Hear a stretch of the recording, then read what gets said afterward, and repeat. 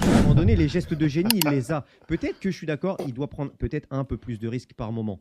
Et puis le problème, comme on le dit encore une fois de plus, aujourd'hui, s'il prend beaucoup plus de risques, peut-être qu'il laisse un trou derrière. Parce que Aussi, son rôle n'est plus le même. Son rôle n'est plus le même. Et moi, typiquement, c'est le genre de joueur où, je veux faire un parallèle, hein, parce que j'aime bien faire des parallèles comme ça. C'est la même chose qui s'est passé avec Jude Bellingham au début de la saison. Les gens ont dit, ah bah c'était un joueur qui a marqué beaucoup de buts la saison dernière, et cette saison il marque plus. Mais son rôle avait changé. Son rôle avait changé parce qu'on lui demandait de beaucoup plus défendre. Il était beaucoup plus aux tâches défensives. Alors que là, quand il retrouve son rôle où il est un peu plus offensif, bah tu vois que le joueur il s'épanouit et que bah, c'est beaucoup plus facile de marquer ou même d'aider à marquer. Et Vitinha, c'était la même chose. Si l'année dernière, il tentait des frappes, il tentait des gestes un peu plus dépercés, des trucs comme ça, c'est parce que son poste lui permettait. Cette saison, c'est pas le cas et je peux pas. En tout cas, quand moi je regarde son match, je peux pas dire que je suis déçu de lui. Je suis désolé. Je peux exactement. pas.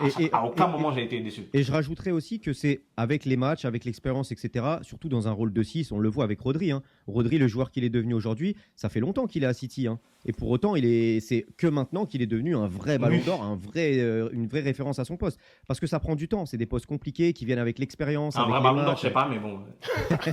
Mais tout ça pour dire que Vitinha, c'est déjà le cas aujourd'hui, mais ça va venir aussi avec le temps. Et